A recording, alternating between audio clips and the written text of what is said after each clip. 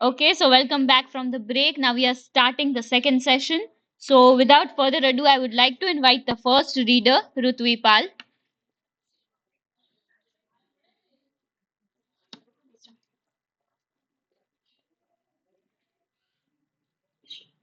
Hello everyone. I am excited to share a literary gem that I will be reading today, Karan Khelo, ગુજરાતનો છેલ્લો રાજપૂત રાજા by Nandshankar to Chashankar Mehta. Karan Khelo, written in 1866, holds the distinction of being the first novel of Gujarat in Gujarati literature. Its author, Nandshankar Mehta, beautifully blends history and fiction to narrate the story of Gujarat Karan Waghela, the last Rajput ruler of Gujarat. The novel paints a vivid betrayal of his face and the eventually fall of his region. Through this tale of loss and reflections, we will get a glimpse of Gujarat history and a timeless lesson about leadership and morality. I choose this book because it resonates deeply with the spirit of literature. It connects us to our roots while offering insight that remain relevant even today. The downfall of Karan Waghela is not just a human flaw, the consequence of our decision and the values that shape our lives.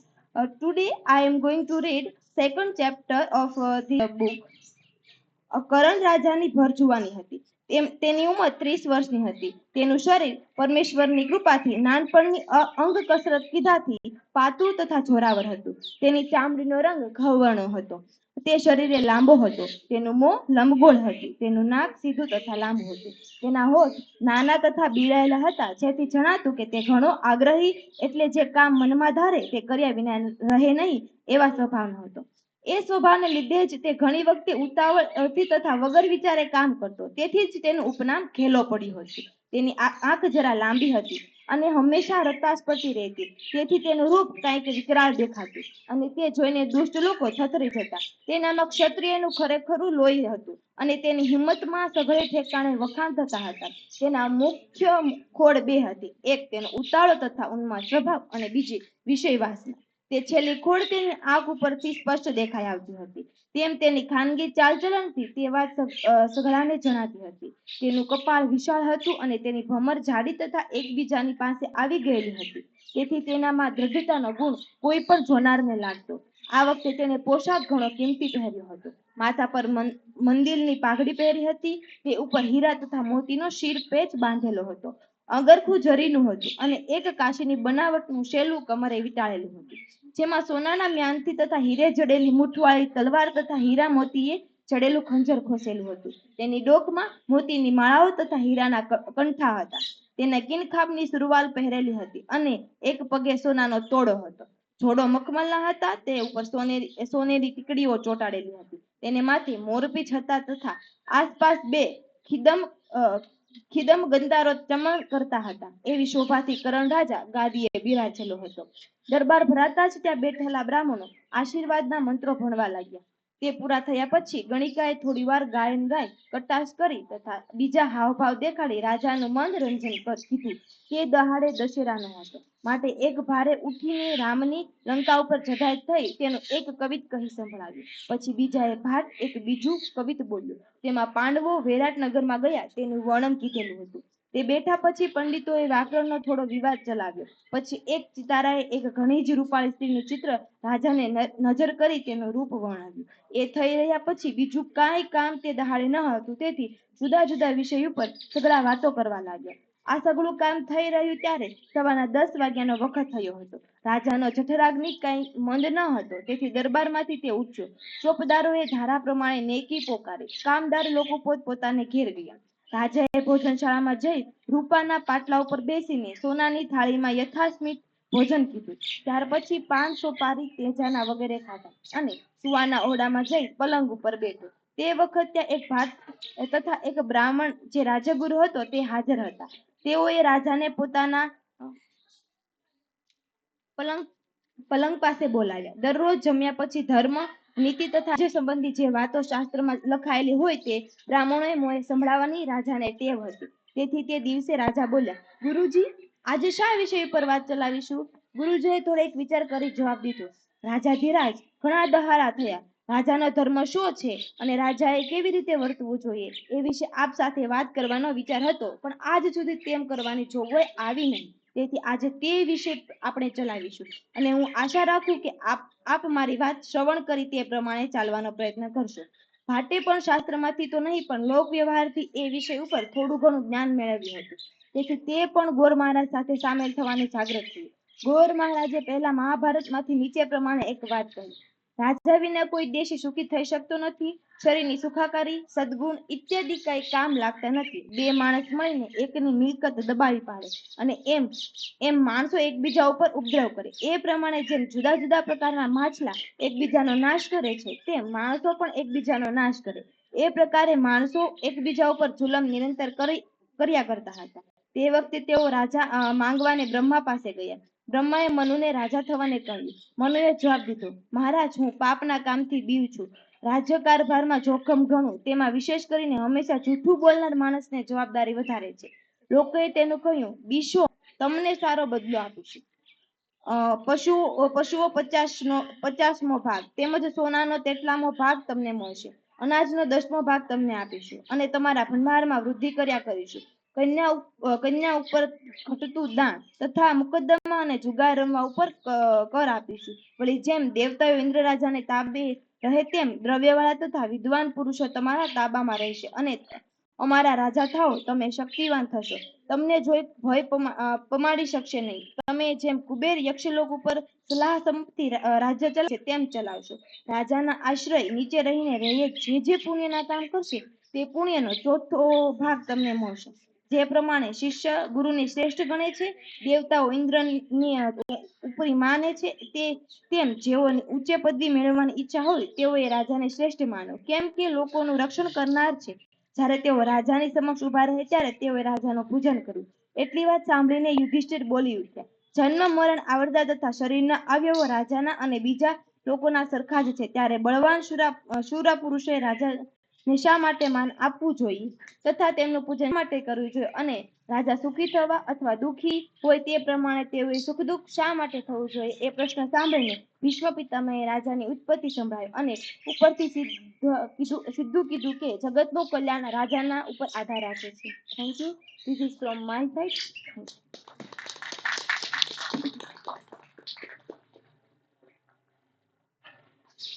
Now I would like to call Dhatri Parmar.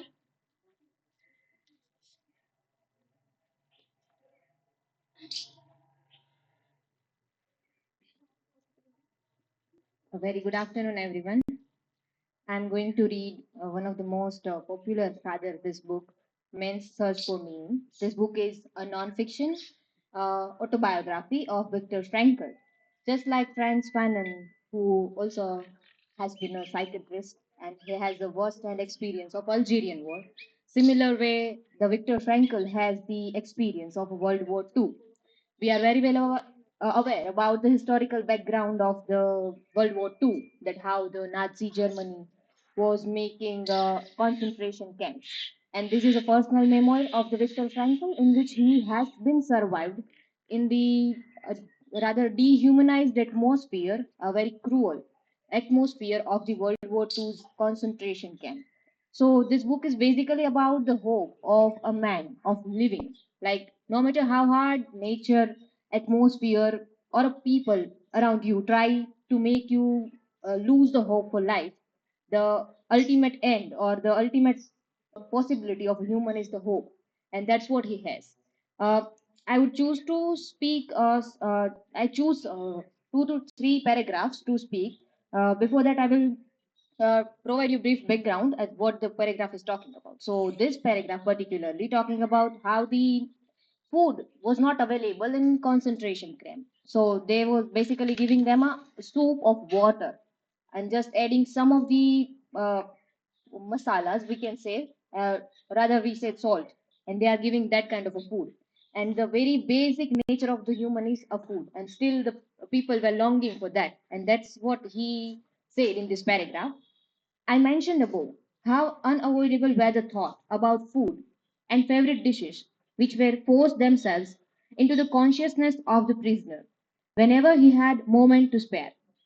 Perhaps it can be understood then that even the strongest of us was longing for the time when he would have fairly good food again, not for the sake of good food itself, but for the sake of knowing that the subhuman existence, which had made us unable to think of anything other than food, would at least cease. So, in this, you can find that they are longing for the favorite food just to know that other humans are existing outside this concentration camp. So, this longing for food is here. Now, this paragraph is talking about how the prisoners, concentration camps prisoners, were merely being a number, losing their all identity and just being a number. And that's what he mentioned in this paragraph. When the transport of sick patients of the rest camp was organized, my name, that is my number, was put on the list, since a few doctors were needed. But no one was convinced that the destination was really rest camp. A few weeks previously, the same transport had been prepared. Then to everyone had thought that it was destined for a guest ovens. When it was announced that anyone who volunteered for the dreaded night shift would be taken off to the transport list, 82 prisoners volunteered immediately. A quarter of hour later, the transport was cancelled, but the 82 stayed on the list for the night shift.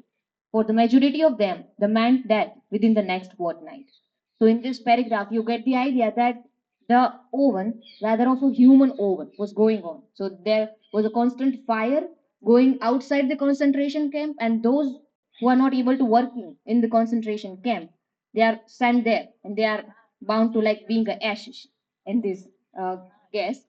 And rather, I'd skip to the last page of this book, in which he talks about the unwavering human ability of hope, having a hope of living. And he has a hope. He has the hope of living, and he also time and again try to memorize his love for his wife, his family life, and that's what made him to live in this horrible camp. But for every one of the liberated prisoner, the day comes when, looking back on his camp experience, he can no longer understand how he endured it all. As the day of his liberation eventually came, when everything seemed to has like a beautiful dream, so also the comes when all his camp experience seems him nothing but a nightmare. The crowing experience of all, for the homecoming man, is a wonderful feeling that after all he has suffered, there is nothing he need fear anymore except his God. So the last line of this book is revealing that even after they released from these prisoners, they had this psychological trauma. That's what even the Franz Fanon also captured in the book Wretched of the Earth. Similar way, Viktor Frankl also talked about this. And still, the hope is that. So this is from my side. Thank you, everyone. Thank you so much, Dhatri, for sharing such powerful lines. Now, I would like to invite Divya and Kusum for a collective reading.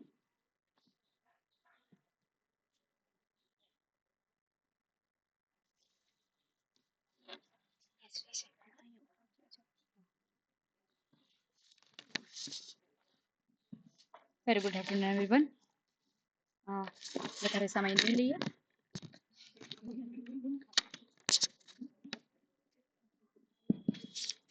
Okay, so we are going to recite a very short story from the compiled version of Saurashti Rastar, which is the magnum opus of Zaverchand Meghani. And as I said, it is a short story, and it is in Gujarati. So later I will recite a poem as well. And so, firstly, let we read a short story, which is entitled Sai Nehdi, which is basically a character from the Saurashti Rastar.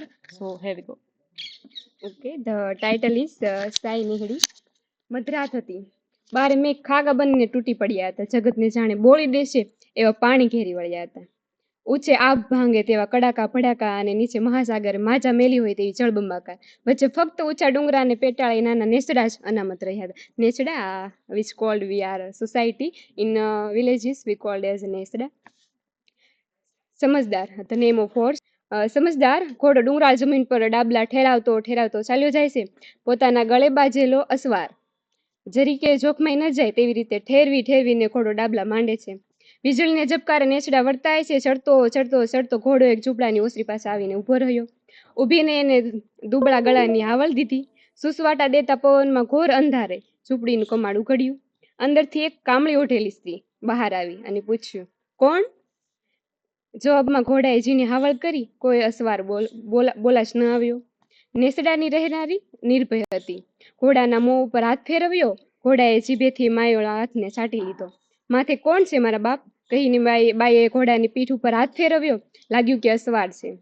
Aswar ટાઢો ઢીમ થઈને ઢળી પડ્યો છે અને ઘોડાની ડોકે અસવારના બે હાથની મડાગાંઠ વળી ગયેલી છે. વીજળીનો ઝબકારો થયો. તેમાં અસવાર પૂરેપૂરો દેખાણો. જે હોય નિરાધાર છે, આંગણે આવ્યો છે, જગદંબા લાજ રાખશે. એટલું કહી બાઈ અસવારને ઘોડા ઉપરથી ખેંચી લીધો. તેડીને ઘરમાં લઈ ગઈ. ખાટલે સુડાવ્યો. ઘોડાને ઓસરીમાં બાંધી દીધો. આદમી જીવે છે કે નહીં? બાએ એના હૈયા પર હાથ મૂકીને જોયો. ઊંડા ઊંડા ધબકારા ચાલતા લાગ્યા. સ્ત્રીના અંતરમાં આશાનો તણખો જાગ્યો.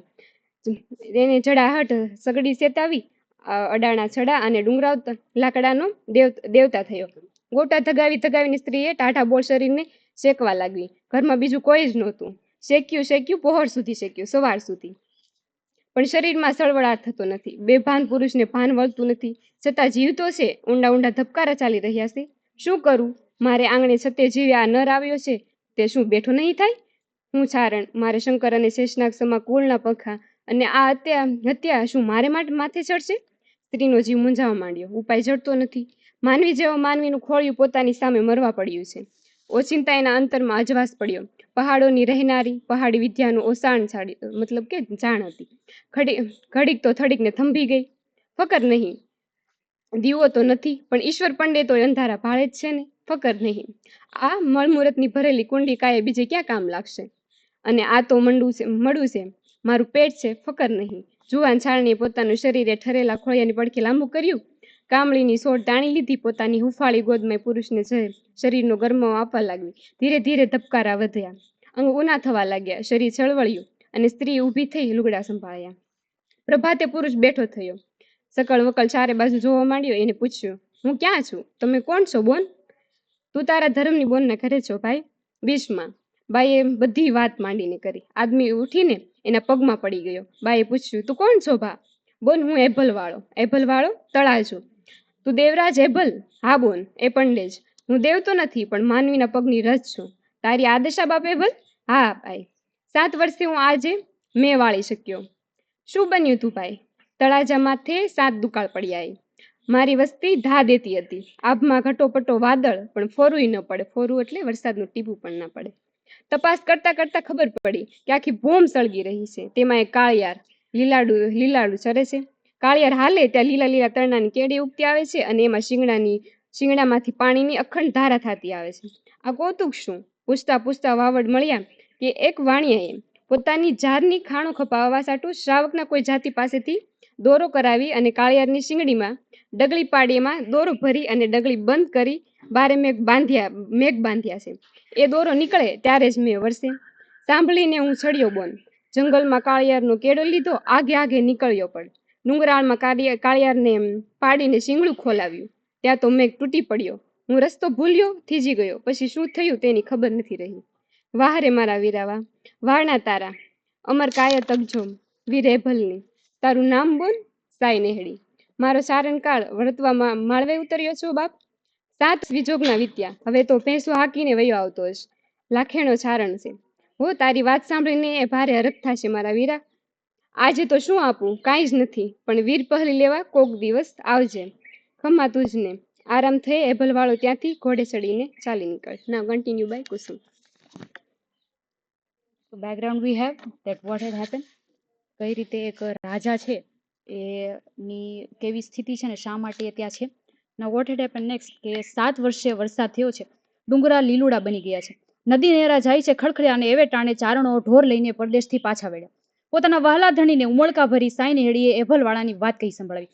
હવે 7 વર્ષે આ પ્રથા અત્યારે ગામડામાં પણ શરૂ છે કે જે પોતાના ઢોર જે વધારે હોય ને એને જે તે જગ્યાએ રહેતા હોય ને ત્યાં લીલું જે ઘાસ છે એ ખાલી થઈ જાય એટલે સ્થળાંતર કરે અને અન્ય જગ્યાએ જાય. તો એ જ રીતે જે આ સ્ત્રી છે એનો જે પતિ એ છે એ જે તે જગ્યાએ જઈને ઢોર લઈને પાછો આવે છે.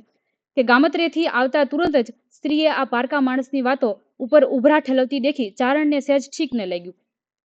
એમાં વળી એને કારણે પાડોશીએ ફૂકી દીધું કે કોઈ પારકા મર્દને તારી સ્ત્રીએ રાત 7 દી સુધી ઘરની અંદર ઠાસેલો. ચારણના અંતરમાં વહેમનું વિષ રેડાઈ ગયું. પોતાની કંકુવર્ણી ચારણી ઉપર ટાકણે કટાણે ખીજાવા મળ્યો. છતાં ચારણી તો ચૂપ રહી ને બધા વેણા સાંભળ્યા જતી. એને પણ વાતની સાન તો આવી જ ગયેલી. એક દિવસ ચારણ ગાય દોવે છે ને ચારણીના હાથમાં વાછડું છે. અચાનક વાછડું ચારણીના હાથમાંથી વછૂટી ગયું ને ગાયના આવમાં પહોંચી ગયું. આવ એટલે આંચળ. ચારણ ખીજાયો. એની બધા દિવસની રીસ એ સમયે બહાર આવી ગઈ. ચારણી એને આંખો કાઢીને પૂછ્યું, તારા હેતુને કોને સંભાળી રહી છો? હાથમાંથી વાછડું એમ છૂટે તે શેનું? ચારણીના વાસામાં ફટાકો બોલ્યો. એનું મોં લાલ ચોળ બની ગયું. થોડી વાર એ બોલ રહી, પણ પછી એનાથી સહેવાયું નહીં. દૂધના બોગડામાંથી અંજલિ ભરીને આથમતા સૂરજ સામે બોલી, હે સૂરજ, આજ સુધી ખમી ખાધું, પણ બસ હવે હદ થઈ. જો હું પવિત્ર હોઉં તો આને ખાતરી કરાવો. એમ કહીને એને ચારણ ઉપર અંજળી છાંટી. છાંટતા તો સમ કરતા અંગારા છંટાડા હોય તેમ ચારણને રોમે રોમે આગ લાગી પડી. થોડા દિવસમાં તો ચારણનું શરીર આખું સડવા લાગ્યું. લોહી શોષાઈ ગયું. જે કહીએ ને કે શ્રાપ આપે એ લાગ્યું. એ રીતનું કે કઈ રીતે એ પોતાની પ્યોરિટી પોતે જે છે એ પ્યોર છે એ સાબિત કરવા માટે જે છે એ ચારણી પોતાના જ જે છે ધણી અથવા પોતાના જે પતિ છે એના પર શ્રાપ જેવું જે છે એ ટ્રીટમેન્ટ કહી શકાય આપણે કે કરે છે. આંસુ સારતી નેહડીએ ગંધાતા શરીરની ચાકરી શરૂ કરી. પોતે શ્રાપ આપ્યો છે અને હવે પોતે જ પોતાના પતિની ચાકરી પણ કરે છે.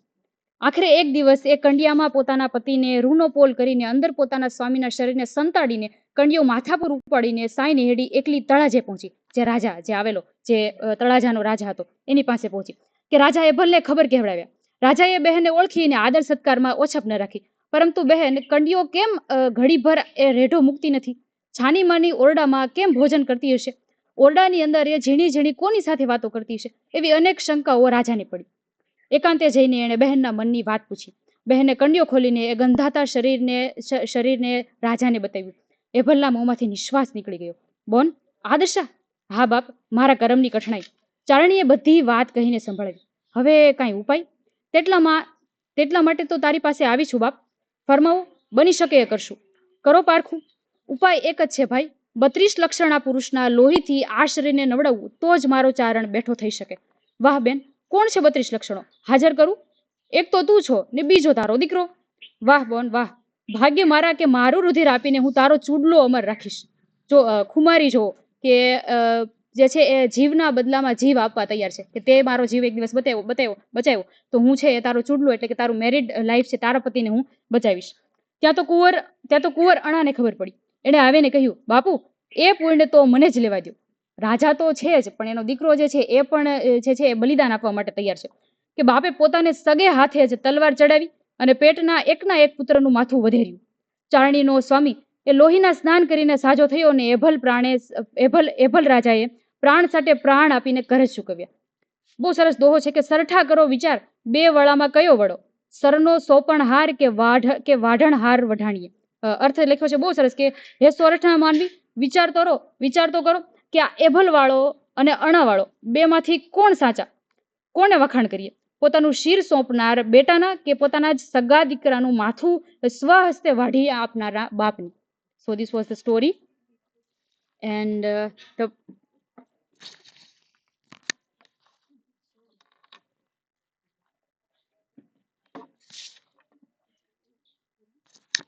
So this was the story and કઈ રીતે જે છે એ ખુમારી અમુક રસધારની ઘણી એવી કવિતાઓ છે કે ઝવેરચંદ મેઘાણીની ઘણી એવી કવિતાઓ છે જે ડિસ્ક્રિપ્શન છે એ વાંચતા એવું લાગે કે ખરેખર આવું હોઈ શકે નહીં, પણ એવું કહી શકે કે જે તે વ્યક્તિની ખુમારી દર્શાવવા માટે અથવા એ સમયના લોકોનો સ્વભાવ કેવા હતો એ દર્શાવવા માટે કદાચ એવું કહી શકાય કે એમણે થોડું વધારે એક્ઝાજરેટ કરીને લખ્યું હોય. Now we have a poem written by Gujarati ભાષા આકાશની વાત કરીએ તો એમાં બહુ વર્ષાવાદળ સમય એવા ધ્રુવ ભટ્ટ, જેને હુલામણા નામ એવા ધ્રુવ દાદાના નામથી બધા ઓળખે છે ગુજરાતી સાહિત્યમાં. એક બહુ સરસ લાઈન છે કે મજા શબ્દમાં એ મજા નથી જે મોજ શબ્દમાં છે. જે સેમ વસ્તુ જે છે તેમણે પોતાની કવિતામાં અહીંયા વર્ણવ્યું છે કે કઈ રીતે ક્યારેક રખડવા નીકળી પડવું એ પણ જરૂરી છે જાત માટે, અને નકરી મજા કરવી એ પણ યોગ્ય નથી.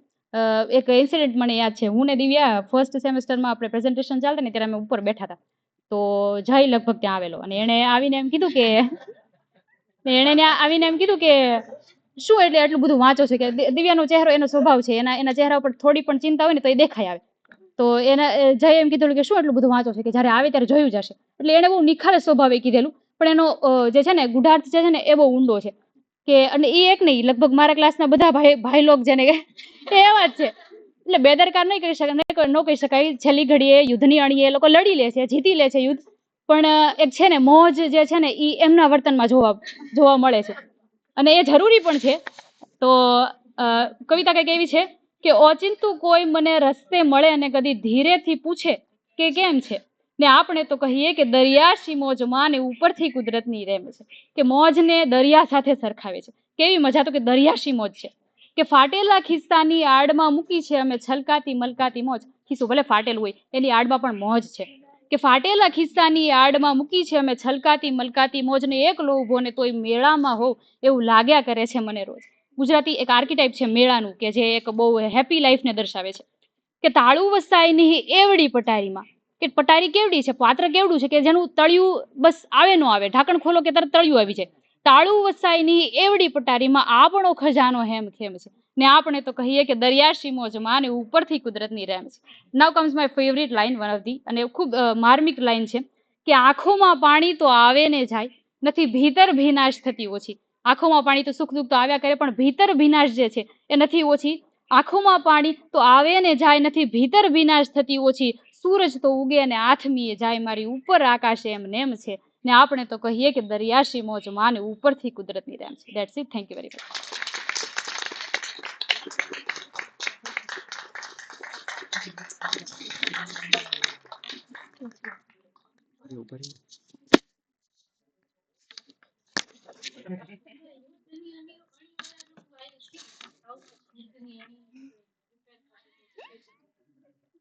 Thank you so much, Kusum and Divya.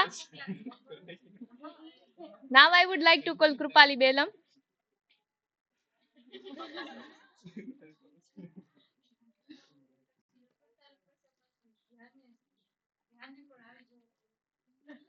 Dreams are meant to be followed. Life is meant to be lived. Some books are meant to be read, loved, and passed on. The Alchemist is one of those books. So, hello everyone. I am going to read the author's note from the book Alchemist, which written by Paulo. What is personal calling? It is a God's blessing. It is the path that God chooses for you here on earth. Whenever we do something that fills us with enthusiasm, we are following our legend. However, we don't all have the courage to confront our own dream. Why?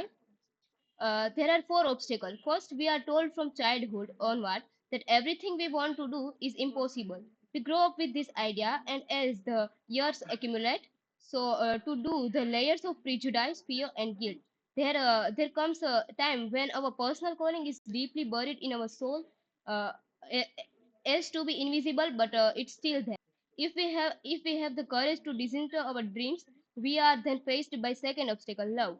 We know what we want to do, but are afraid of hurting those around us by abandoning everything in order to pursue our dreams. We do not realize that love is just further impetus, and not something that will prevent us going forward. And that those who genuinely wish us we want us to be happy and are prepared to accompany us on that journey. Once we have accepted that love is stimulates, we come up against the third obstacle, fear. Fear of the defeats we will meet on the path. We will fight for our dreams, suffer far more when it doesn't work out, because we cannot fall back on the old excuse. Oh well, I didn't really want it anyway. We do want it, and know that we have staked everything on it, and that the path of the personal calling is no easier than any other path, except that our whole heart is in this journey. Then we worries of light must be prepared to have patience in difficult times, and to know that universe is conspiring in our favor, even though we may not understand how. I ask myself, are is it necessary? Well, necessary or not, they happen. When we first begin fighting for our dream, we have no experience and make many mistakes. The secret of life, so it is to fall 7 times and get up 8 times. Having a disinterested our dream, having used the power of love to nurture in the spent many years living with the scars. We suddenly notice that we always wanted is there waiting for us, perhaps the very next day. Then comes the fourth obstacle, the fear of realizing dream for which we have been fighting all our lives. Oscar Wilde, each man kills the thing he loves. And it's true, the mere possibility of getting what we want fills the soul of ordinary person with guilt. We looked around at all those who have failed to get what they want and feel that we do not deserve to get what we want either. We forgot about all the obstacles we overcome and all the suffering we endure, all things we had to give up in order to get this far. I have known a lot of people who, when their personal callings was within their grasp, went on the commits a series of stupid mistakes and never reached their goals when it was only a step away. This is the most dangerous of obstacle because it has a kind of saintly aura about it, recounting joy and conquest. But if you believe yourself worthy of the things you fought so hard to get, then you become an instrument of God. You help the soul of the world, and you understand why you are here. Thank you.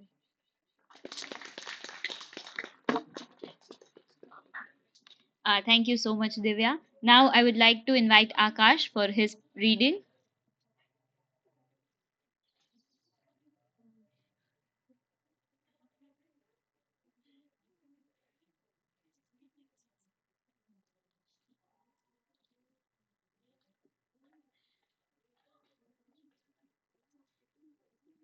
Hello everyone, very good evening. Today I am going to read a few excerpts from the novella written by R.L. Stevenson, Dr. Jekyll and Mr. Hyde.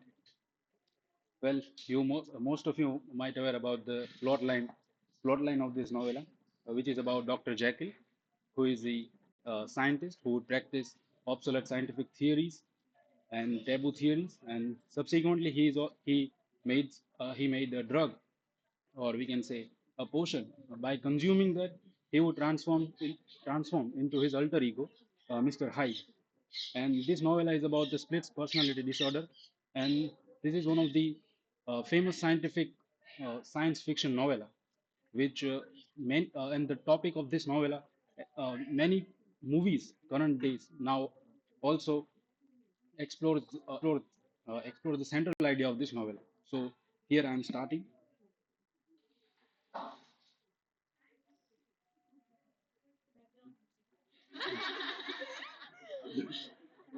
The most racking pangs succeeded, a grinding in the bones, deadly nausea, and a horror of a spirit that cannot be exceeded at the hour of birth or death. Then these agonies began swiftly to subside, and I came to myself as if out of a great sickness. There was something strange in my sensation, something indescribably new, and from its very novelty.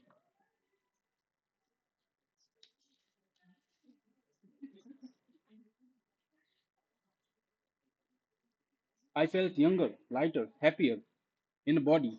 Within, I was conscious of heady recklessness, a current of disordered, sensuous images running like a mill race in my fancy, a solution of a bonds of obligation, an unknown but not an innocent freedom of the soul.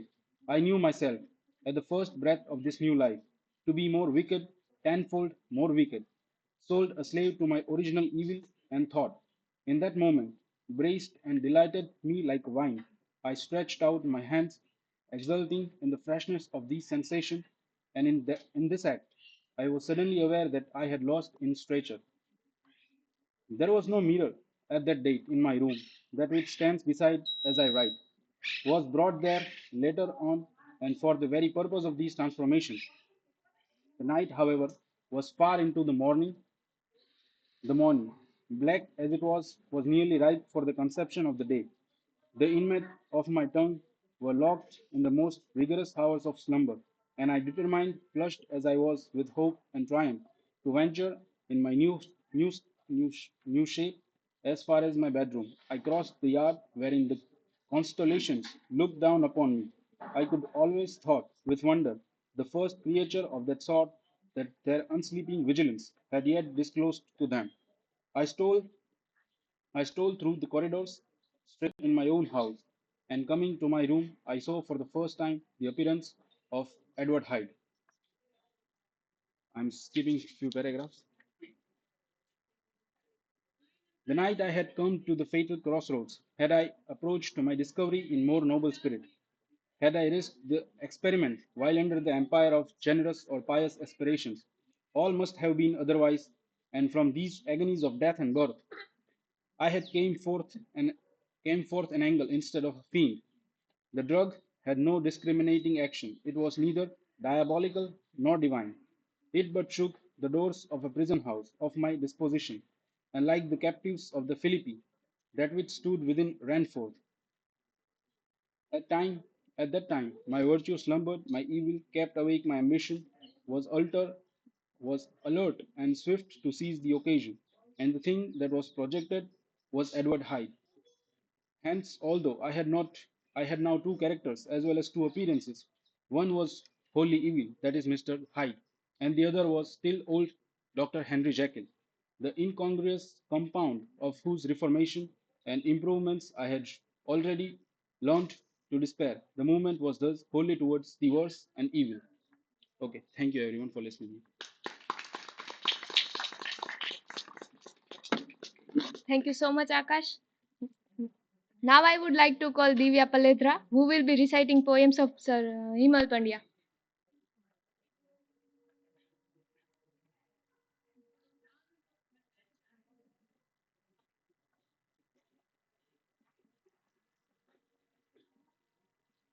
Hello everyone.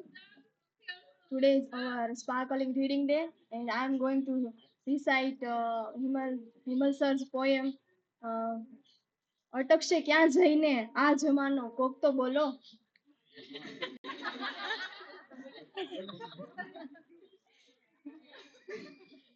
અટકશે ક્યાં જઈને આ જવાનો કોક તો બોલો. વખત આથી શું ભારે થવાનો કોક તો બોલો. જન્મ આ માનવી કેરો મળ્યો વરદાન રૂપે કે ખુદાએ લાગ ગોત્યો છે સજાનો કોક તો બોલો. હૃદયની લાગણીઓ પ્રેમ ને વિશ્વાસ સંબંધો થશે અંજામ શું આખર બધાનો કોક તો બોલો. બધું ભૂલી જવું છે દોસ્ત મારે, બધું ભૂલી જવું છે દોસ્ત મારે, બોલ શું કરવું અનુભવ છે અહીં કોને નશાનો કોક તો બોલો. હજારો વેદનાઓ મેં છુપાવી છે હૃદયમાં, હજારો વેદનાઓ છુપાવી છે મેં હૃદયમાં, હે મળે કયો આદમી આવા ગજાનો કોક તો બોલો. અનોખી આપણી મહેફિલ અને અંદાજ નોખો છે, અનોખી આપણી મહેફિલ અને અંદાજ નોખો છે, મળ્યો છે માંડ આ મોકો મજાનો કોક તો બોલો.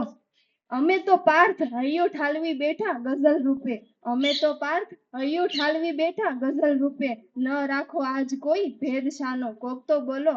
અટકશે ક્યાં જઈને આ જમાનો કોક તો બોલો. વખત આથી શું ભારે થવાનું કોક તો બોલો. Thank you. This from my side.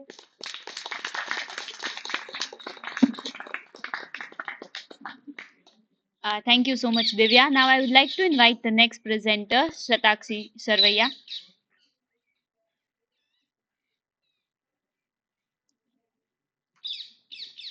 Hello everyone. Today I present Che Krishnamurti Nameless experience by Rohit Mehta.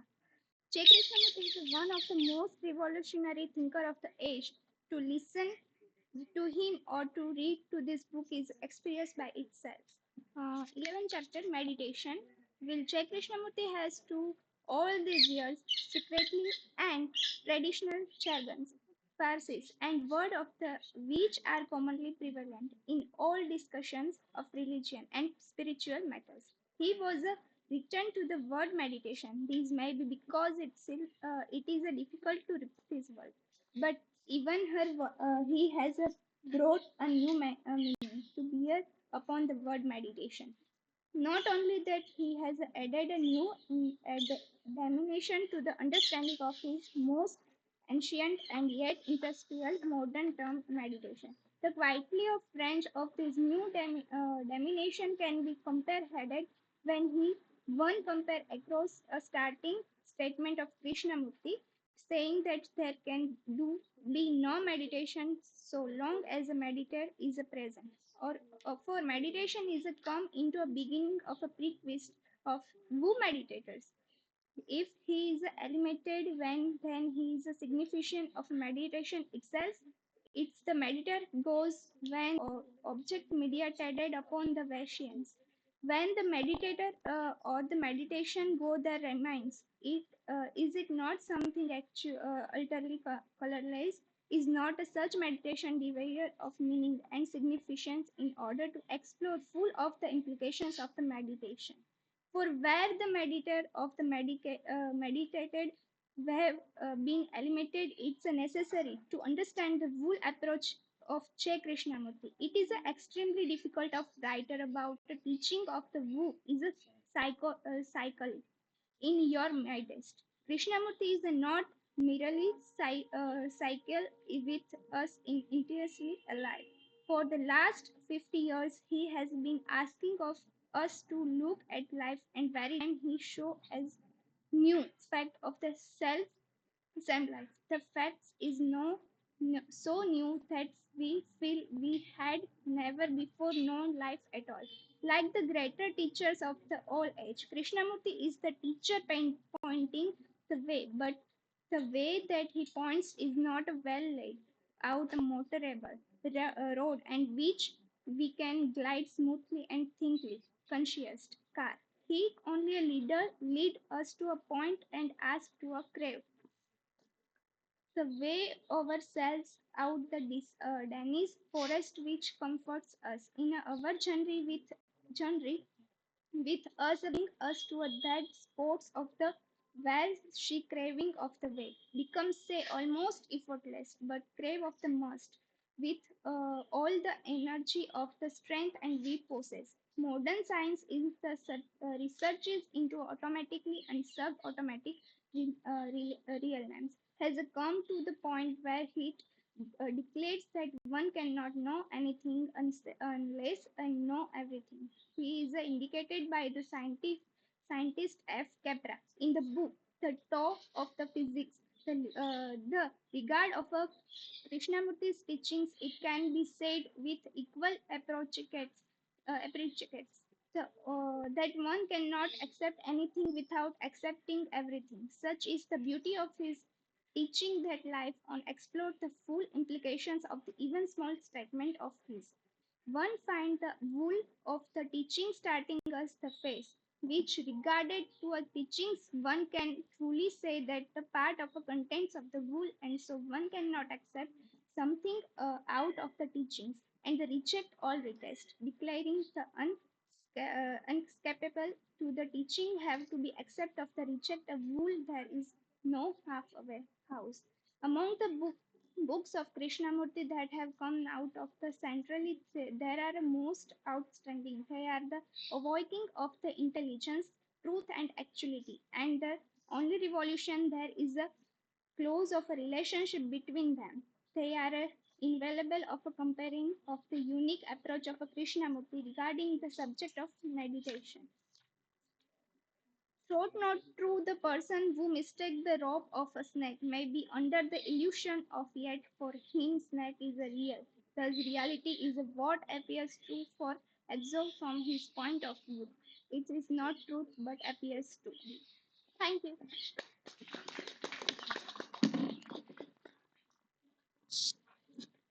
Thank you so much, Shatakshi. Now I would like to call Tanvi Mehra.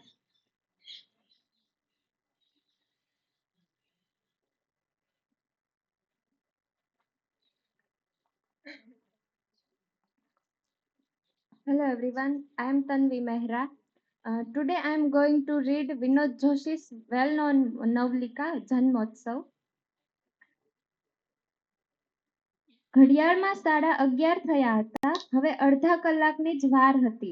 લાલ કિનખાબના પડદાની પાછળ કૃષ્ણ જન્મની બધી તૈયારી થઈ ચૂકી હતી. વૃંદાવનદાસનો મોટો દીકરો Asit America જઈને ઇલેક્ટ્રિક એન્જિનિયરિંગનું ખાસ શિક્ષણ પ્રાપ્ત કરીને આવ્યો હતો. એણે બધાને આશ્ચર્યમાં ગરકાવ કરી નાખે એવી તરકીબ રચી હતી. કારાગૃહમાં કૃષ્ણનો જન્મ, વર્ષા, વસુદેવને કૃષ્ણને લઈને જમુના ઓળંગીને ગોકુળ જવું, આ બધું વીજળીની કરામતથી તાદ્રશ બનતું એ બતાવતો હતો. આથી બધા આતુર હતા.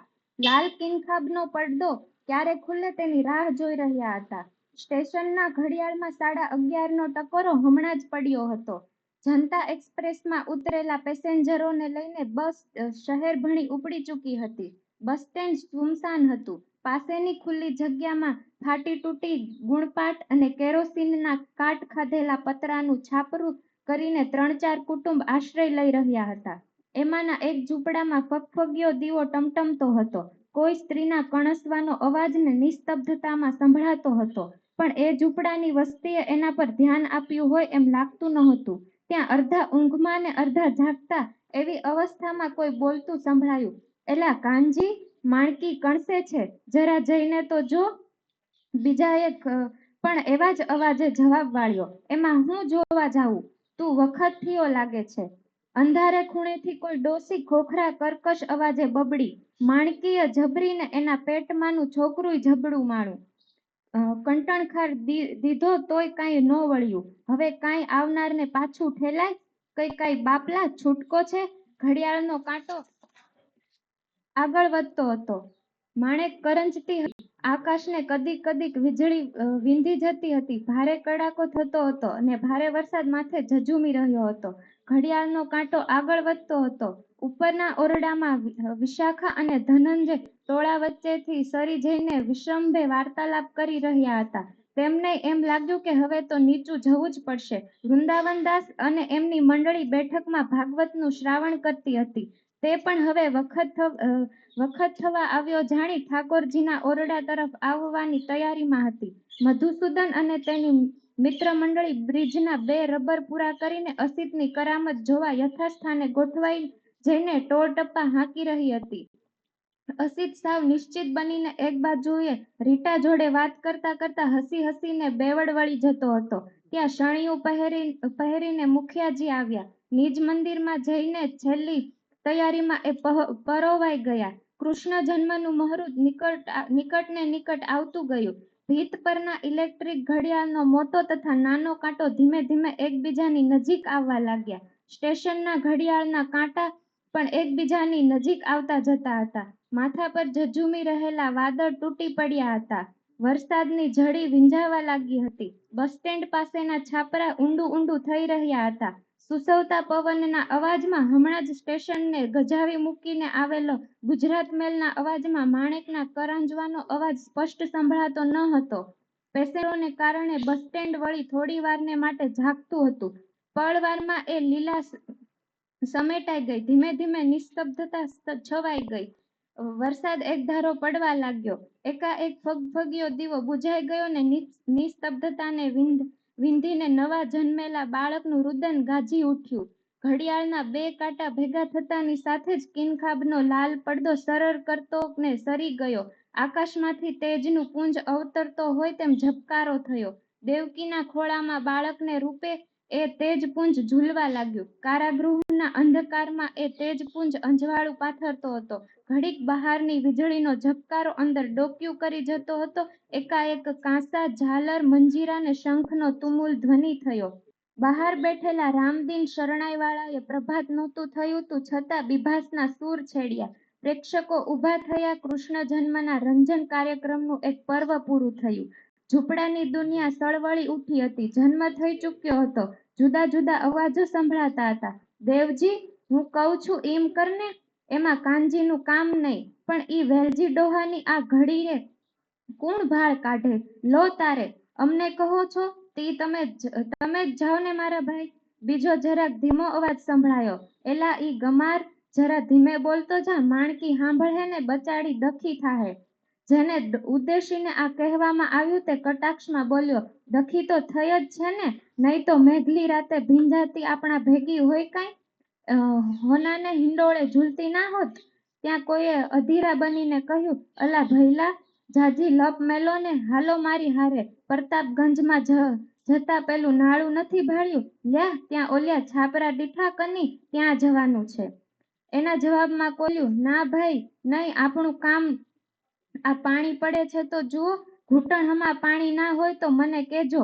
બીજો વધારે આકળો થઈને બોલ્યો, લ્યા મેલને ઈને પડતો હાલ કાનજી, લઈ લે છોરાને, લે હું મોરે થાવ છું. બાળકનું રુદનનો અવાજ બહાર આવ્યો. કાદવ ખૂંદતા 4 પગલાનો ડબડબ અવાજ એ રુદનમાં ભળી ગયો. વરસાદ વરસતો રહ્યો, પવન વિંધાતો રહ્યો. ઘડિયાળના કાંટા છૂટા પડીને આગળ વધવા લાગ્યા. ઘડિયાળ તરફ હવે કોઈની નજર નહોતી. અસીતની માયાવી સૃષ્ટિને બધા સ્તબ્ધ બનીને જોઈ રહ્યા હતા. સામે મુખિયાજીએ રચેલો અન્નકૂટ હતો. એમાં પણ રંગોની યોજના ભારે ચાતુરીપૂર્વક કરી હતી. હવે વસુદેવ કૃષ્ણને લઈને ગોકુળ જવાની તૈયારીમાં હતા. દેવકી કેમે કરી માનતી નહોતી. હાથ હલાવીને કરગરતી હતી. પશ્ચાત ભૂમા શરણાઈનો કરુણ સૂર ઘૂમી રહ્યો. અસીતની તરકીબથી હવે ગાઢ વર્ષાનું દ્રશ્ય આબેહૂબ રજૂ થયું હતું. આખરે વસુદેવે કૃષ્ણને હાથમાં લીધા, છાબમાં જાળવીને મૂક્યા. અંગૂઠો ધાવતા વટપત્રમાં સૂતેલા ભગવાનના મોઢા પર ભુવન મોહન હાસ્ય હતું. વસુદેવ આગળ વધ્યા. કાનજીને દેવજી આગળ ચાલ્યા. ઘૂંટણ સમા પાણીને ડખોળતા આગળ ચાલ્યા. બાળકના રુદનનો ભાર ઉચકીને આગળ ચાલ્યા. માણેકના કરુણ ચિત્કારે એમનો પીછો પકડ્યો તોય આગળ ચાલ્યા. ઘૂંટણ સમા પાણીને ખૂંદતા કાનજીને દેવજી આગળ ચાલ્યા. માણેકની ચીસ એમની પાછળ દોડતી આગળ ચાલી. ઘડિયાળના કાંટા એકબીજાથી છૂટા પડીને આગળ ચાલ્યા. વસુદેવ વરસતા વરસાદમાં જમનાજીને કાંઠે આવ્યા. નદી તો બનાઠે છલકાય.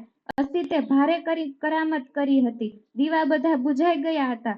તેજપુંજ જેવા કૃષ્ણ ભગવાનને વચ્ચે ઝબકી જતી વીજળી સિવાય બીજું હવે કશું દેખાતું નહોતું. ઘડીભર તો આ કરામત છે તેમ બધા ભૂલી ગયા હતા. જયાવતી શેઠાણી તો હાથ જોડીને ભક્તિભાવથી ઊભા જ રહી ગયા. વસુદેવે જમનાના પાણીમાં પ્રવેશ કર્યો ન કર્યો ત્યાં એકદમ પાણીને ડહોળતો સરળ કરતોકને અવાજ આવ્યો. બધા ઘડીભર ચમકી ગયા. કૃષ્ણ ભગવાનને માથે નાગે છાયા. ભક્તોએ હાથ જોડ્યા. બીજા કુતૂહલથી વિસ્ફારિત નેત્રે જોઈ રહ્યા ને વસુદેવ આગળ વધતા ગયા. વેલજી ડોહા છો કે કોણ છે? ઘોઘરા અવાજે દમિયલ ડોસાએ ઉધરસનો ઠણકો ખાતા જવાબ વાળ્યો. ઈ તો હું ને કાનજી. ઝટ આવો બહાર, આ છોરો લાયા છીએ. જરા ઈના ટાંટિયા વાળ્યા લો ને. ડોસો બોલ્યો, હાવ બેઠો રહ્યો એમ કરવું છે કે પછી લાકડીને ટેકે હાલીને ભીખ માંગે એમ કરવું છે? કાનજી બોલ્યો, હાવ પાંગળો ના કરતા દાદા. અકર્મીએ મધરાતે આઈ જન્મ લીધો છે. નકર એનો અવાજ ગળગળો થઈ ગયો. દેવજીએ કહ્યું, હાલ હવે ગાંડામાં કાઢ. છોરો આવ્યો છે તે રોટલાની જોગવાઈ કરવી છે કે તું તો લઈ ભણાવી ગણાવીને લાટ સાહેબ બનવાનો હતો નહીં? દેવા છોરો છે તો હાવ કિશન ભગવાન જેવો. આખરે છોરો તો માણકીનો ને. એમ કહેતાકને વર્ષોના અનુભવી હાથોએ પળવારમાં બાળકના ઘૂંટણને મરડીને ટાચકા ફોડી નાખ્યા. બાળકની ચીસ હવાને વિંધી ગઈ. દેવજી લ્યો, કાલ હવારે રૂપિયો દઈ જશું. લે હાલ, લ્યા કાનજી, હવે તારો છોરો ભૂખે નહીં મરે. પાણીમાં પડતા પગલાંના ડબડબ અવાજ સંભળાયા. એ પગલાએ બાળકના રુદનનો ભાર જાણે ઘૂમરીઓ ખાઈને વળગતો હતો, ભીસતો હતો ને એ પગલા ડબડબ અવાજ કરતા આગળ વધી રહ્યા હતા. ભગવાન ગોકુળ પહોંચ્યા. ગોકુળમાં ઉત્સવ મચ્યો. જશોદા મૈયાએ કૃષ્ણ કુંવરને શણગાર્યા. નજર ન લાગે માટે ગાલે મેષનું ટપકું કર્યું. ગોકુળ આખું ટોળે વળ્યું.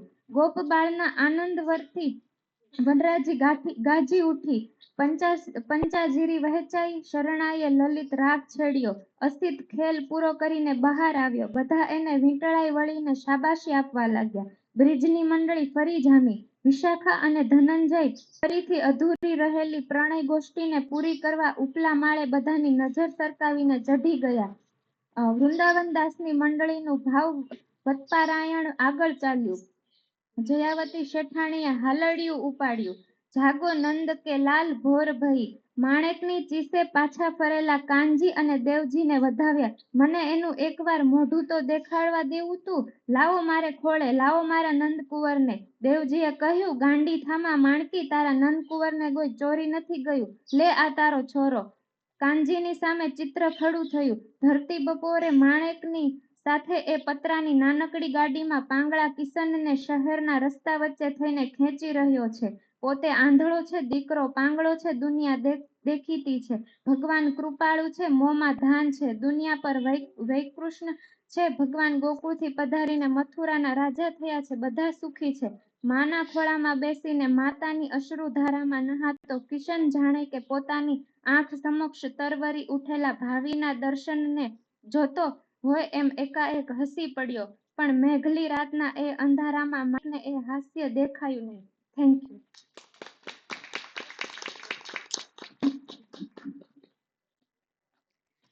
Thank you for that wonderful story. Now I would like to invite Shruti for her reading.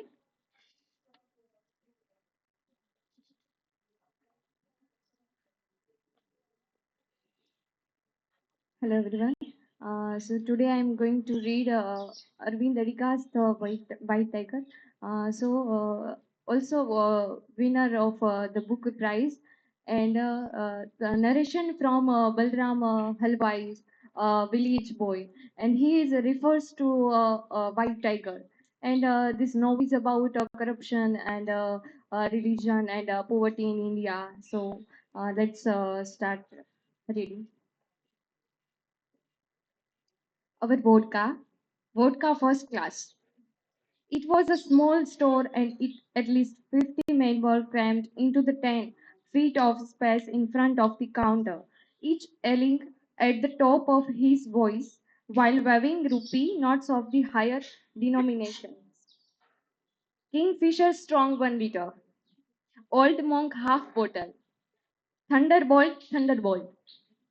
They were not going to be drinking this liquor. I could tell from their tone and dirty shorts that they were only servants like Ram Prasad and me, come to buy English liquor for their masters. If we came after 8 o'clock on a weekend night to jackpot, it was like a civil war in front of the counter. I had to keep the man at bay while Ram Prasad shoved his way to the counter and yellowed. Black Dog full bottle.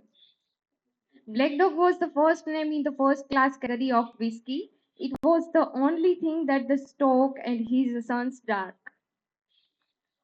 Ram Prasad would get the liquor, and then I would swat at the other servants and fight for some space for us to get out while he cradled the bottle in his arms. It was the only time we were ever like a team. So I am skipping some paragraphs. He would shout, "Driver, don't loiter there. Clean the car." "Cleaned it already, sir." "Then take a broom and sweep the courtyard." Mr. Ashok had his father's body. He was tall and broad and handsome like a landlord's son should be. In the evenings, I saw him play badminton with his wife in the compound of the house. She wore trousers, I gasped. Who had ever seen a woman dressed in trousers before except in the movies? I assumed at first she was an American. One of those magical things he had bought home from New York, like his accent and the fruit flowered perfume he put on his face after shaving. 2 days later, Ramprasad and the slanty-eyed Nepali were gossiping. I took a broom, began sweeping the courtyard, and edged closer and closer to them. "She's a Christian, did you know?" "No way." "Yes, and he married her." They married in America. When he Indians go there, we lose all respect for caste. The Nepali said.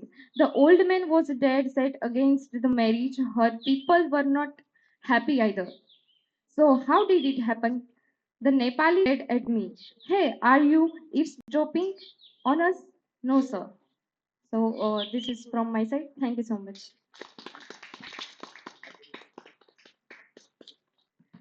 Thank you so much, Shruti.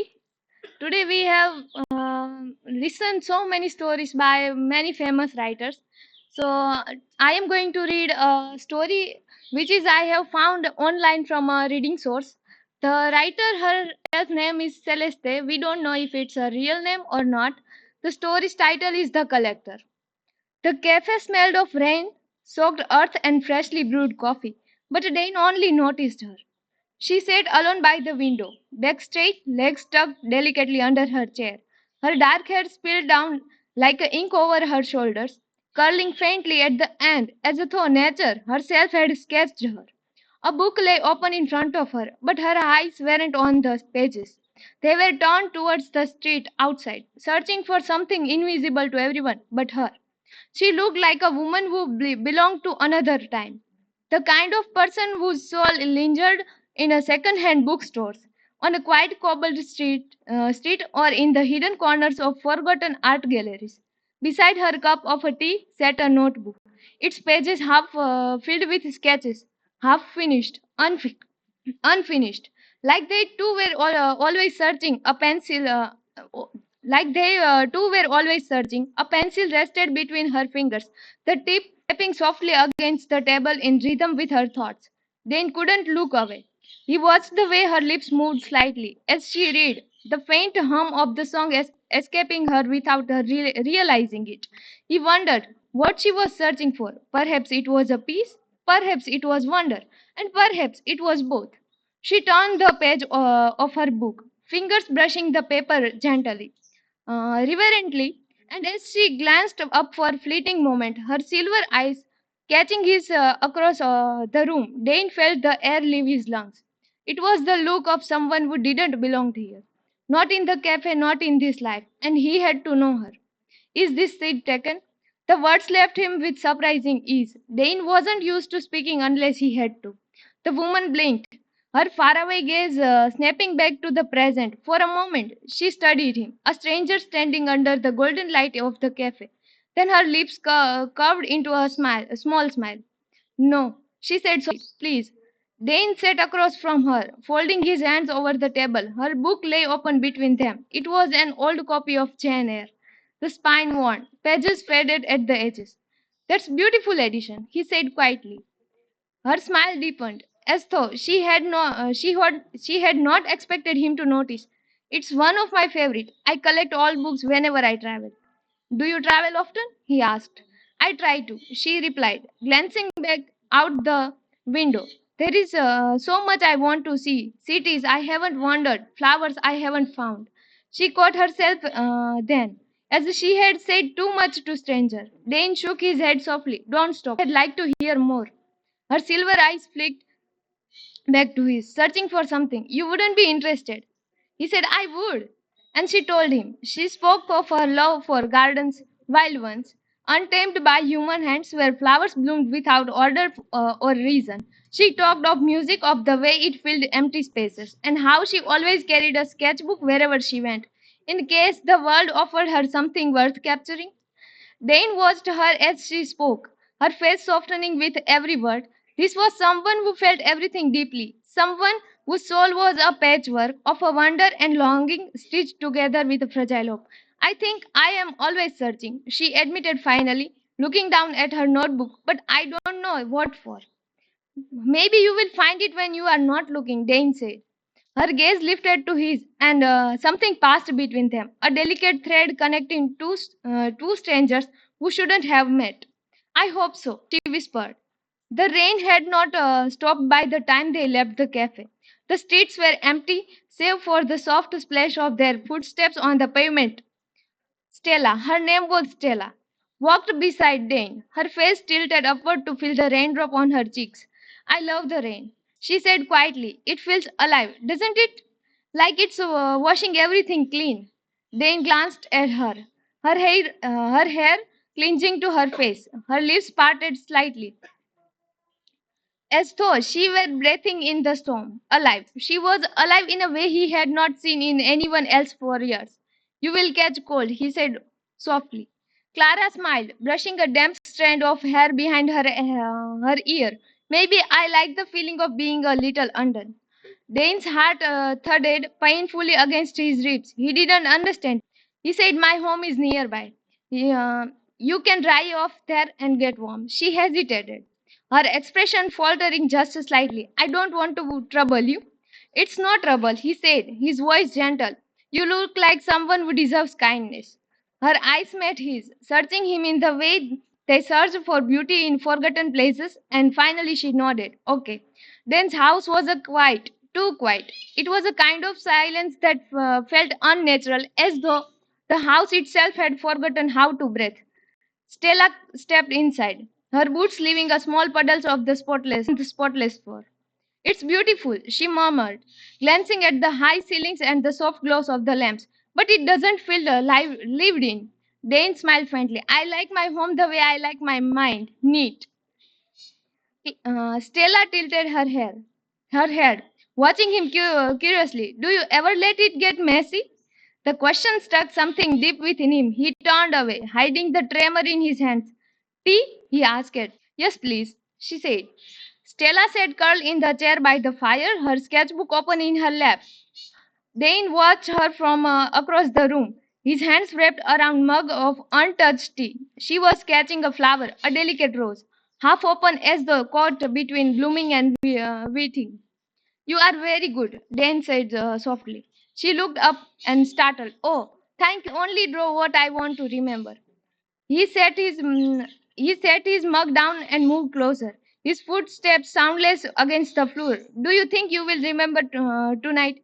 Her eyes met his, uncertain but calm, maybe. He knelt beside her chair, his gaze locking onto hers. You are always searching, he said quietly, echoing her earlier words. But what you found? What if you found it?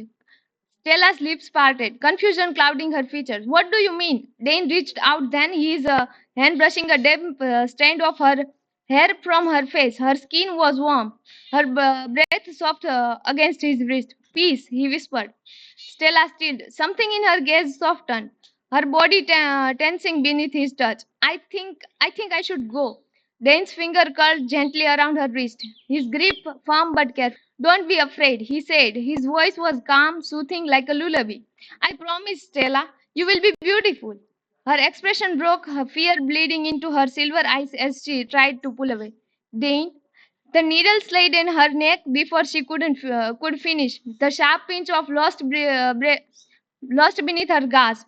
She looked at him, betrayal flickering across her face as her limbs turned heavy. Shh, he whispered, lowering her onto the chair as her body went limp. He brushed her hair from her face on one last time, his voice soft. You don't need to search anymore. The basement was cold, the walls humming with a silence so deep it felt alive. Dane stood over Stella, her body motionless on the steel table. The soft glow of the overhead light bathed her face with a pale gold, and for a moment he hesitated. And he said, You are perfect now, he whispered. The scalpel gleamed in his hand with blood, and with the care of an artist revealing a masterpiece, Dane began to peel off the layers of her skin. The rain continued to fall, washing the world clean. But in the basement, the silence held, and the rose, half open, and the rose, half open, would bloom no more. Thank you, everyone. Now I would like to call Riya and Hardi for their musical.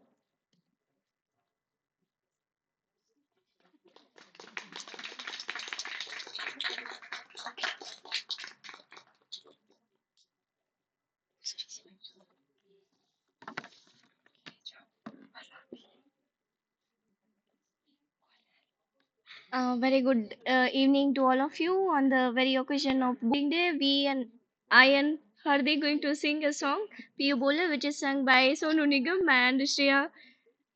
So let's begin.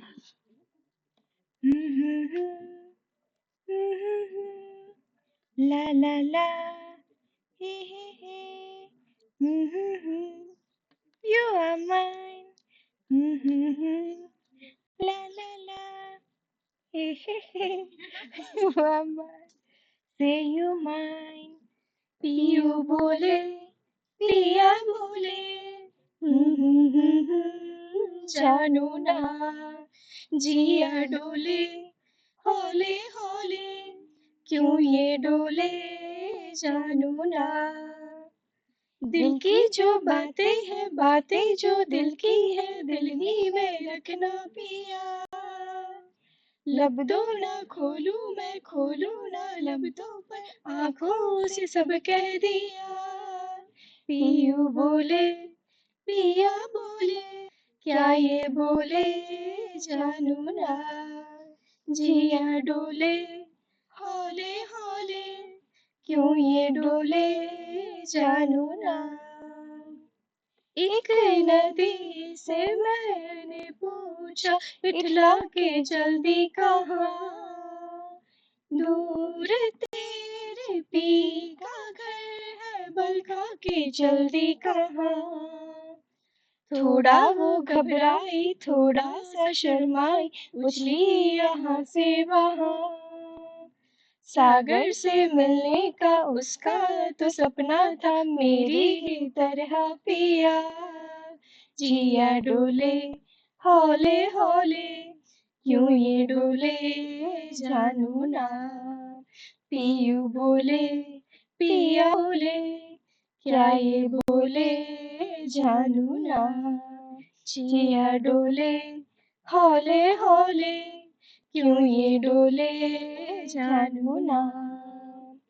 मैंने पूछा एक घटा से इतरा के जल्दी कहाँ, प्यास की भरी जमी है बरसों भी तरसाओ ना, थोड़ा वो गुर्राई थोड़ा सा ठहराई गरजी यहाँ फिर वहाँ, प्रीत लुटाती फिर चम चम चम बरसी वो तेरी ही तरह पिया, पियू बोले पिया बोले क्या ये बोले जानू ना, जिया डोले हौले हौले क्यों ये डोले जानू ना, पियू बोले पिया बोले क्या ये बोले जानू ना, जिया डोले हौले हौले क्यों ये डोले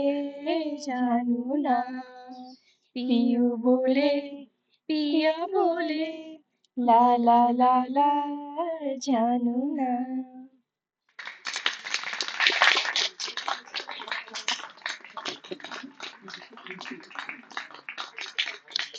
Thank you so much for such a wonderful performance, both of you. Now, moving on to the reading that I was, another one of the readings that I was most excited about. So, I would like to invite Megha ma'am.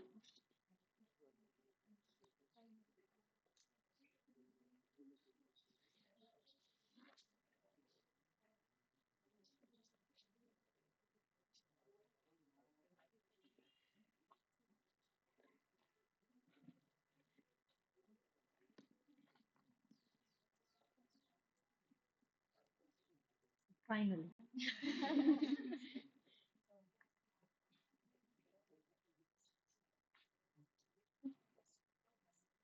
Hello.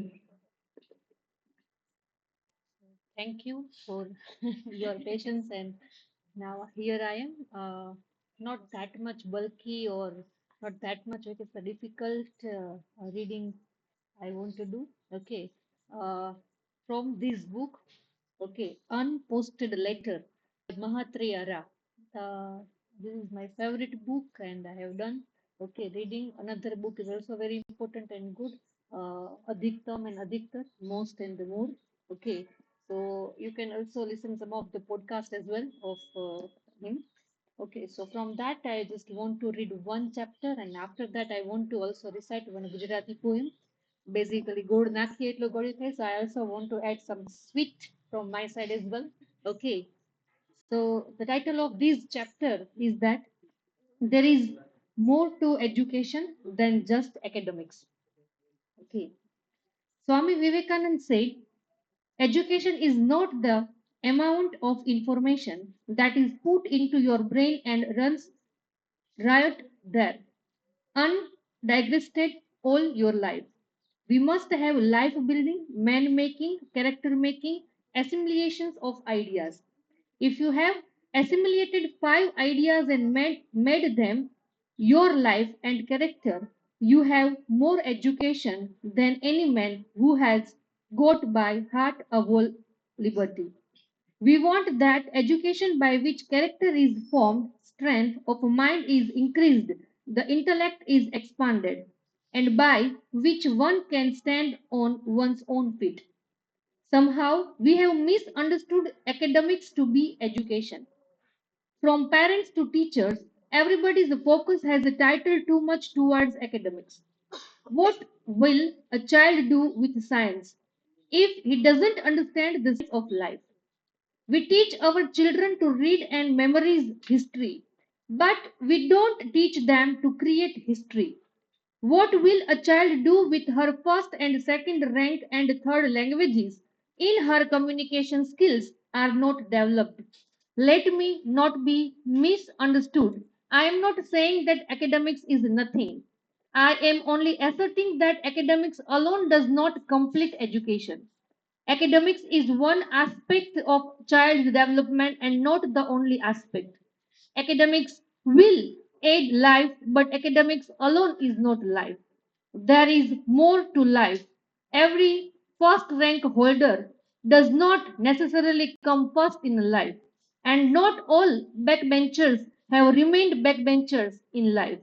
In fact, we often see a 98% with an average understanding of the life eventually working for a 72% with a comprehensive understanding of life. Relationships are the very fabric of life. Communication is the lifeline of the relationships. Success is all about leadership. You will either lead or will be led. Where your time goes, there your future comes. So, time management skill is essence are life management skills. You can either be dependable or dependent, and that depends on your self image. The sad fact is that none of the above mentioned life essentials is a part of our academic system. So please, parents, teachers, and other custodians of our children's future, let us not confine our children to a syllabus. Let us expose them to a life and, of course, also to the academics. Let us not only count their marks but also mark their life count. Okay, so this is from this book. And also, as I mentioned, that if you want a new idea, then you have to refer old books. But on the contrary, we can also say the world is a book.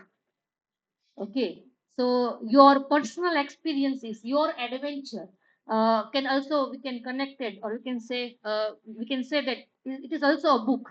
Okay, so as you all know that you maybe had this story in your syllabus, Climbed to Annapurna by Maurice Herzog. Okay, so it's also a part of a travel literature. Okay, so with the help of a traveling, you can explore the literature. Okay, so Eat, Pray, and Love, that movie also, you know. Okay, you can watch these movies, semester two students. Okay, in your we can say paper, this you have unit this transcendentalism. Okay, so you can connect that our life journey, our own experience with the literature and how literature shape you. Okay, as we all know that the very popular filmmaker, okay, this Imtiaz Ali and this movie Tamasha.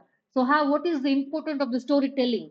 Okay, so these all things we can cultivate it, or we can say use in our daily life as well for little child or any other things. Okay, nowadays you can find it out the new genre that the you can find it out this conference like tourism and literature. Okay, this conference will held at Nepal. Okay, so how we can say literature will help you, or we can say how our own self journey, okay, traveling can help us to we can say find a new ways in our life. Okay, and on the 30th November I just watched one play named Kosheto. Okay, so from that play I just like one poem by Rapa Ramesh Parekh. Okay, that this poem is also very interesting, that book can help a lot. Okay, we should read books, but we have to read human being as well. We have to try to find it out their nature. Okay, we just try to explore other culture, their languages, their tradition. Okay, so it is also we can say like a book.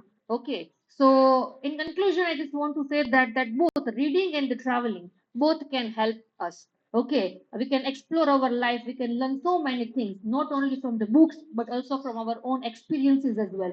So let's try to give importance to both the things. Let's try to travel, okay, as well as you can just try to read books as well. Okay, and in this way I just want to also connect this poem, which is very beautiful, written by Gujarati kavi, okay, Ramesh Parekh. આ મનપા ચમના મેળામાં સૌ જાત લઈને આવ્યા છે, કોઈ આવ્યા છે સપનું લઈને, કોઈ રાત લઈને આવ્યા છે. અહીં પૈગંબરની જીભ જુઓ, વેચાય છે બબ્બે પૈસામાં. ને લોકો બબ્બે પૈસાની ઓકાત લઈને આવ્યા છે. કોઈ ફુગ્ગાનું ફૂટવું લાવ્યા, કોઈ દોરાનું તૂટવું લાવ્યા, કોઈ અંગત પાડી ખાનારું એકાંત લઈને આવ્યા છે. કોઈ ઝરમર ઝરમર છાંયડીઓ, કોઈ ઉબડક ઉબડક લાગણીઓ, કોઈ ફાળ તો કોઈ તંબુની નિરાંત લઈને આવ્યા છે. કોઈ લાઠા ચીનનું આદિલજી બુલેટિન જેવું બોલે છે. અહીંયા સૌ માણસો હોવાનો આઘાત લઈને આવ્યા છે. કોઈ ચશ્મા જેવી આંખોથી વાંચે છે છાપા પાનાના, ને કોઈ અભણ હોઠો જેવી વિષાદ લઈને આવ્યા છે. કોઈ લાવ્યા ખિસ્સું અજવાળું, કોઈ લાવ્યા મુઠ્ઠી પતંગિયા, કોઈ લીલી સૂકી આંખોની મિરાત લઈને આવ્યા છે. કોઈ ધસમસતા ખાલી ચહેરે, કોઈ ભરચક શ્વાસે ઉમડતા, કોઈ અધકચરા, કોઈ અણોસરા જજબાત લઈને આવ્યા છે. આ પથ્થર વચ્ચે તરણાનું હિજરાવું લાવ્યો તુંય રમેશ, સૌને ખભે સૌ અણિયાણી કોઈ વાત લઈને આવ્યા છે. So exactly through book or through our own self experience, we just want to explore ourselves, okay, and we just try to understand that what is the world, what is human being, or how we can live our life. Okay, so this is from my side. So education is important, book is important, we should read, but પોથીમાયલું જ્ઞાન હંમેશા કામ આવે છે, પણ એનું implementation જો સાચા સમયે ન આવે તો એ પોથીમાયલું જ રહે. Okay, so implementation is also important, practical skills is also important. Okay, so everything we should we can say read, also we just try to we can say try to apply everything in our real life as well. Okay, so as well as traveling, book, literature, everything is important in our life. Okay, this play is also very good, based on the life of one cancer we can say this problem, one girl named Parimita. Okay, and in which Ramesh Parekh played a role. Okay, in which in this play, and how literature help to this patient. Okay, so only medical science cannot help, but literature can help us, book can help us, some poem, some poet like this Ramesh Parekh. Okay, so that girl just done her PhD on Ramesh Parekh's poem, and during at the end of his life, okay, during this problem of this cancer, how these poems will help her, okay, to come out from that pain. Okay, so literature will help a lot as a medicine as well. So at the end I just want to say that let's keep love for book and literature alive. Okay, thank you all, and thank you for listening. Thank you so much, ma'am. Now, I would like to thank everyone who attended, everyone who came here and read, and thank you so much for your support. And without that, the event would not have taken place. I would also like to say sorry to the last few presenters because of the time limit we had to rush them, and they did not get time to read properly. I personally think that, but nonetheless, thank you so much for attending. Now, if Prakruti ma'am or Megha ma'am have any closing thoughts. Okay.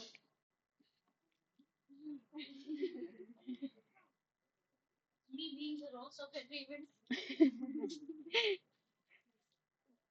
It's okay. Let's step. Thank you. I'll stand. Yes. So, quite interesting, engaging reading day.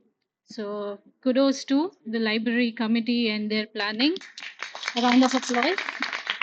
Okay. The ICT committee members, leaders, working day from the very beginning. So, a round of applause for their efforts as well. For the efforts of our listeners as well, because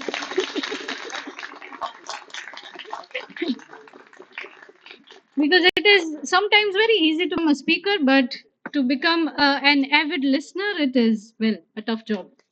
Coming to the concluding remarks, I'm not going to take this much longer, but when I spoke about the bookish things about like, pressmen and things, just to wrap things up with this idea that why do we love books? What is it about the codex, about the printed page that we love so much? Pressman answers it is the there-ness of the book. There-ness means it just being there, like the printed word being there with us in its actuality, in its physicality as a page in itself. I wouldn't counter argue with that. It's fact. Like you have it with you day in day out, you can just access it. But when it comes to people using this particular arguments against the screen, then well, it's problematic for people like me. And nonetheless, it is like rather significant that the book has created, modified, evolved with the human existence itself. So that is true. Whether it is just the oral tradition of narrating things, and that is where your most of our roots lie of literature, whether it is regional or English. Our roots lie in the fact that we all love to speak, we all love to hear stories, right? That is the basic human condition, and that is where all of this originates. And yeah, so that is important. So when we think of the act of reading, when we think of the act of listening, and when we think of the act of writing, these three are in a way very quintessential human conditions, right? So in that case also, as a medium in itself of expression, why do we love reading stories, why do we love writing them, and why do we love listening to them? That is where I think most of our literary explorations should head now, right? And now that we are into that particular stage, so every reading day will add on to those thoughts, and I hope that has happened with most of you today. Jay is like haha, but yeah, he's just nodding his head like okay, but okay. So I hope that has happened. And yeah, at the end, I hope that you keep reading things. One movie recommendation from my side as well, since it was mentioned in Akash's reading about multiple identity disorder. There's one movie, Identity. It was released in 2003. If you haven't watched it, watch it. It's great, suspense thriller, and it's a John Cusack film. So people who know John Cusack, they would appreciate it. If you don't know, well, first introduction with John Cusack. He's an amazing actor. So yeah, that is where I'll conclude. Thank you so much for making me a part of this, and thank you so much everybody for participating. A round of applause for everyone today. Thank you.